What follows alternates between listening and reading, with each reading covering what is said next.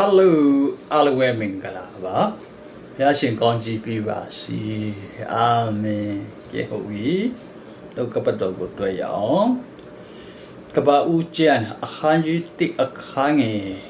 20နှစ်ခုနှစ်ကိုဖတ်လို့ပါတယ်သူတို့ဘုရားသခင်ဒီမိပေါ်ဒရာနဲ့အနည်းလောကိုဖန်ရှင်းတော်မူ၏ဘုရားသခင်ဤပုံတရံတော်နဲ့အနည်းလိုယောက်ျားလိုမိမကိုဖန်ဆင်းပြီးဒီလိုဘတ်ကောင်းရှင်ကတော့ငါတို့ဤပုံတရံနဲ့အနည်းလိုကိုဖန်ဆင်းကြစို့ဖြစ်တယ်ဘုရားသခင်ဒီမြတ်ခင်ဖြင့်မြင်တော်မူခဲ့တယ်။တနည်းအားဖြင့်ခမေတော်တာတော်နဲ့တန်ရှင်တော်ဝိညာဉ်တော်ဟူသော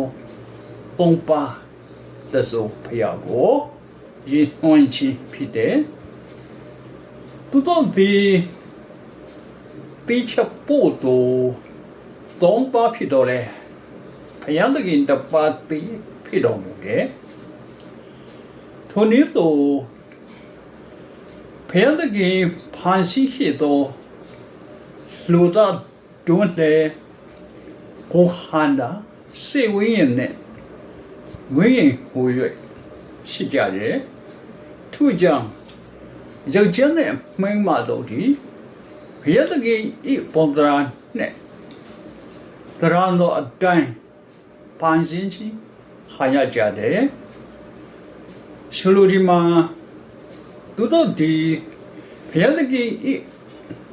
အကျင့်စာရိတ္တနဲ့ဝိညာဉ်ရေးရာတဘောတဘာဝကိုရရှိထားကြပြီးထိုအရာများကြောင့်အမျက်ဆုံးသောဘုရားသခင်နဲ့ဆက်သွယ်နိုင်တကယ်တော့ကိုရောနဲ့လောဘတော်ကိုအပိအဝနာခံ၍ကိုယ်ပေါ်နာကြတယ်တို့သောလူသားတို့ဤကြဆုံးခြင်းနဲ့အတော်ထိုဘုရားသခင်ဤပုံတရံဒီပဲစီဆုံးခဲ့တယ်ထိုပုံတရံကိုပြင်လေရရှိနိုင်ရန်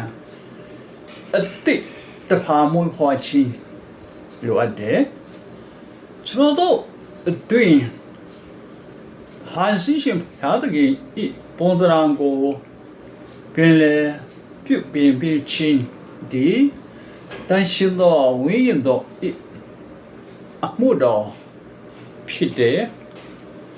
ကိုလိုတေအခန်းကြီးတော့အခန်းငယ်ကိုမှ30ဖြစ်တယ်